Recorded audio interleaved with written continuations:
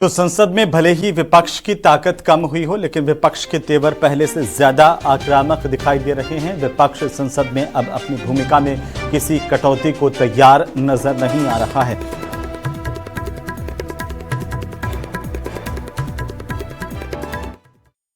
आप लोग मुद्दा उठाना चाहते थे प्रधानमंत्री। सॉरी मैम, मुझे चलने दीजिए, चलने दीजिए।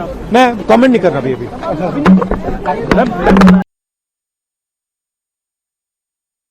डिस्कस करो, एजुकेशन पॉलिसी में प्रॉब्लम्स हैं, बड़े बड़े इश्यूज हैं, आप डिस्कस करने के लिए राजी नहीं है और बच्चों पे आप टीयर गैस कर रहे हो और उनकी पिटाई कर रहे हो। किस लिए?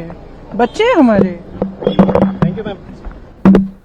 उत्तर प्रदेश में चुनाव से पहले आजम खान की यूनिवर्सिटी पर संग्राम छिड़ा हुआ है। रामपुर की जौहर यूनिवर्सिटी को लेकर अब सूबे में सियासत का नया नैरेटिव तय होने लगा है। एक तरफ सवाल हजारों छात्रों के भविष्य का है, तो दूसरी तरफ राजनीतिक बयानबाजी है और इसी बीच ऐलान हो रहा है कानूनी जंग लड़ने का।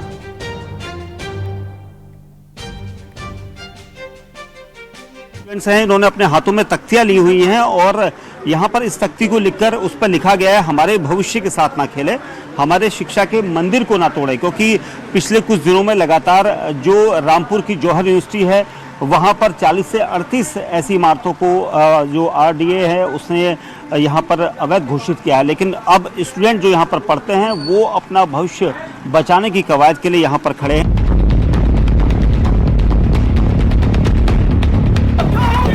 एक तरफ जौहर यूनिवर्सिटी में छात्रों का प्रदर्शन है, नारेबाजी है, तो दूसरी तरफ यूनिवर्सिटी के गेट के बाहर हाथ में पोस्टर्स लेकर छात्रों का धरना।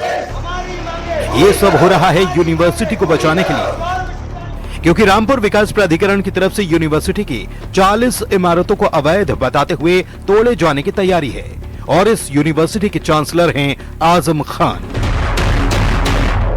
आदेश से हम स्टूडेंट्स सब लोग सेमेस्टर ऑफ होने के बाद गए हुए थे। बहुत खुशी के साथ हम लोग अपने घर गए हुए थे। हॉस्टलर जितनी भी लड़कियां हैं, मैं खुद भी उत्तराखंड पिथौरागढ़ से हूँ, तो इस आदेश ने सर बहुत तकलीफ दी है, बहुत इतनी कि हमारा सपने का आशियाना है। इस इमारत पे किसी एक का नाम नहीं लिखा है। ये जितने स्टूडेंट्स देख रहे हैं, इन सबके सपने, इन सबकी जितनी भी उम्मीद है, इनके माँ बाप की, मेरे माँ बाप की इतनी उम्मीदें इस यूनिवर्सिटी से जुड़ी हुई है। ये हमारा मुस्तकबिल है और हमारे लिए आप आवाज उठाएं, क्योंकि जौहर विश्वविद्यालय, हमारी मांग ये है कि अमर रहेगा। जौहर विश्वविद्यालय जिंदाबाद, जौहर विश्वविद्यालय जिंदाबाद, छात्र एकता जिंदाबाद। छात्र जो है यहाँ पर अपना प्रदर्शन यहाँ पर कर रहे हैं और उनका ये कहना है कि जौहर यूनिवर्सिटी के खिलाफ जो कुछ भी इस वक्त चल रहा है वो ना हो, प्रशासन इस पर गौर से देखे और यूनिवर्सिटी के अंदर जो छात्रों का भविष्य है उस भविष्य को सुरक्षित रखने में यहाँ पर मदद करें। देखिए जरा, पीडब्ल्यूडी की तरफ से लगा हुआ बोर्ड जिस पर लिखा गया कि ये आम रास्ता है, तो वहीं दूसरी तरफ यूनिवर्सिटी का बंद गेट, ये बताने के लिए कि ये आम रास्ता नहीं है। मामले पर विरोध बढ़ता जा रहा है, छात्र भी मैदान में हैं और सियासत भी तेज है। लेकिन सियासी बयान से पहले सुनिए आजम खान के धुर विरोधी क्या कहते हैं। आजम खान के धुर विरोधी और आम आदमी पार्टी से जुड़े फैजल खान लाला का कहना है कि आजम जब सत्ता में थे तो उन्होंने हमारी 40 नक्शा पास दुकानें तोड़वा दी, लेकिन आज सवाल यूनिवर्सिटी का है, सवाल बच्चों के भविष्य का है जो खराब नहीं होना चाहिए। सत्ता में थे तो उन्होंने बड़े जुल्म किए थे, न सिर्फ मेरे ऊपर बल्कि रामपुर के हर कमजोर शख्स के ऊपर जी।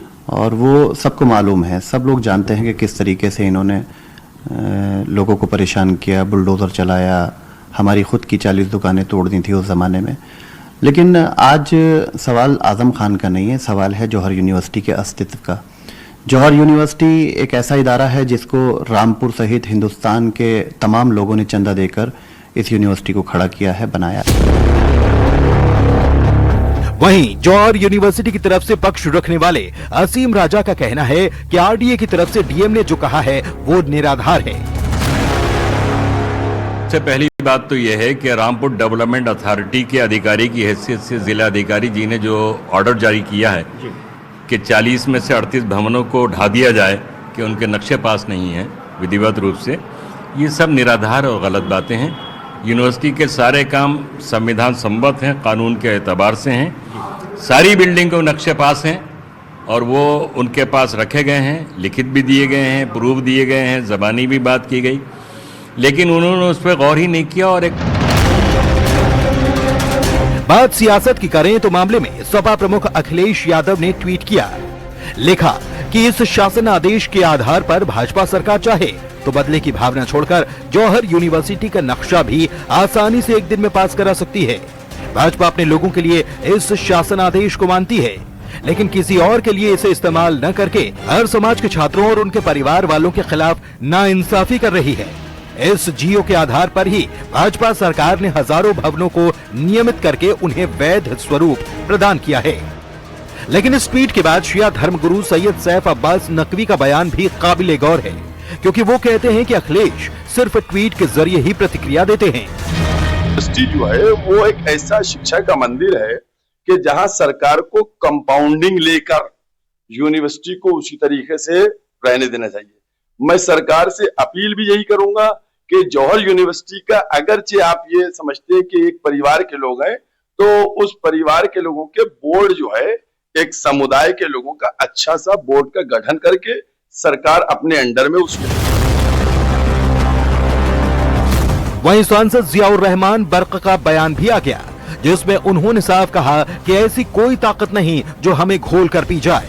उन्होंने कहा कि जौहर यूनिवर्सिटी की 38 ईंट भी नहीं टूटनी चाहिए।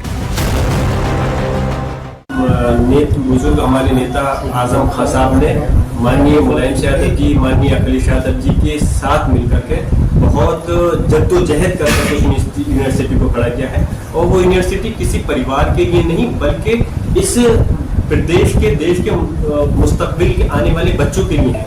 और उस यूनिवर्सिटी के अंदर ऐसा नहीं है कि सिर्फ मुस्लिम समाज के बच्चे पढ़ रहे हैं, सभी धर्म बिरादरी के बच्चे पढ़ रहे हैं। कुल मिलाकर जौहर यूनिवर्सिटी का मामला बढ़ता ही जा रहा है। एक तरफ सियासी बयानों से लेकर कानूनी जंग तक की बात हो रही है, तो दूसरी तरफ छात्र सड़क पर उतरे हैं। फुल हंगामा रहा। राम मंदिर चढ़ावा चोरी, नीट के मुद्दे को लेकर जबरदस्त हंगामा आज संसद के दोनों सदनों में देखने को मिला। विपक्षी दलों ने इस मुद्दे पर चर्चा की मांग को लेकर के नारेबाजी की। संसद के अंदर से लेकर बाहर तक विपक्ष आक्रामक दिखाई दिया। वहीं एक तरफ विपक्ष के नेता सदन के अंदर नारेबाजी करते दिखे, तो कई विपक्षी सांसदों ने मांगों को लेकर प्रदर्शन भी किया। विपक्ष के हंगामे के बीच लोकसभा और राज्यसभा की कार्यवाही कई बार स्थगित करनी पड़ी। वहीं हंगामे की वजह से लोकसभा और राज्यसभा की कार्यवाही कल तक के लिए स्थगित कर दी गई है। विपक्ष के तेवर बताने के लिए काफी है कि संसद का इस सत्र इस बार काफी हंगामेदार रहने वाला है।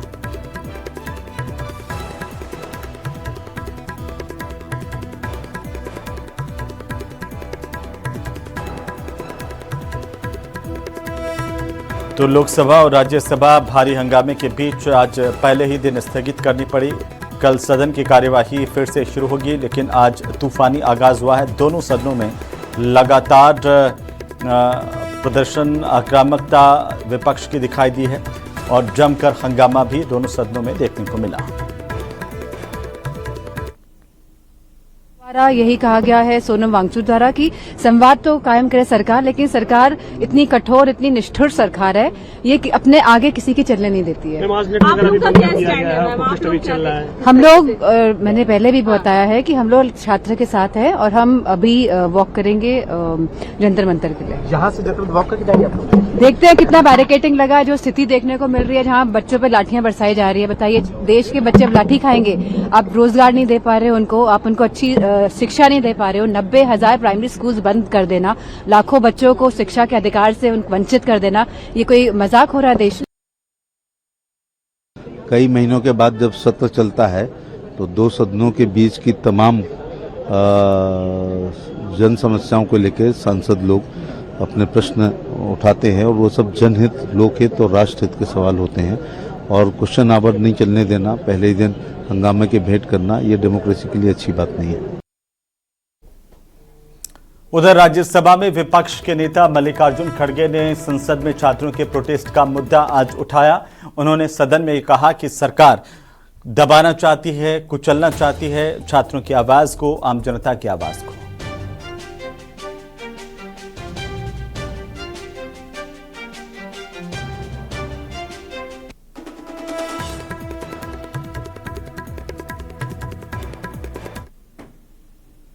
सब पोस्ट के समर्थक उधर बैठे हैं, लेकिन सर ये स्टूडेंट का मामला है, ये स्टूडेंट का मामला है जो लाखों बच्चों की जो भविष्य है उनके भविष्य के बारे में मैं बात कर रहा हूं। और उसके लिए आज यहाँ जंतर मंतर पे हजारों बच्चे वहां पर आए हैं, वहां लाठी चार्ज हो गया है, गवर्नमेंट मारने की कोशिश कर रही है, गवर्नमेंट दबाने की कोशिश कर रही है, गवर्नमेंट ये तो स्टूडेंट्स को मारने का काम सरकार कर रही है। भाई आपको एग्जामिनेशन कंडक्ट करने को नहीं आता तो आप छोड़ो, दूसरे और किसी को दो।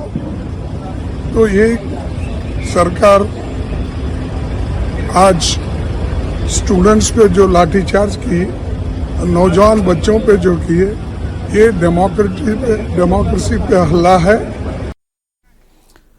तो संसद में भले ही विपक्ष की ताकत कम हुई हो, लेकिन विपक्ष के तेवर पहले से ज्यादा आक्रामक दिखाई दे रहे हैं। विपक्ष संसद में अब अपनी भूमिका में किसी कटौती को तैयार नजर नहीं आ रहा है।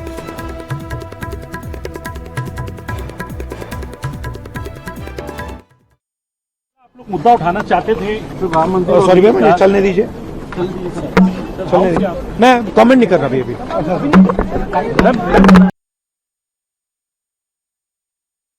डिस्कस करो, एजुकेशन पॉलिसी में प्रॉब्लम्स हैं, बड़े बड़े इश्यूज हैं, आप डिस्कस करने के लिए राजी नहीं है और बच्चों पे आप टीयर गैस कर रहे हो और उनकी पिटाई कर रहे हो। किस लिए? बच्चे हमारे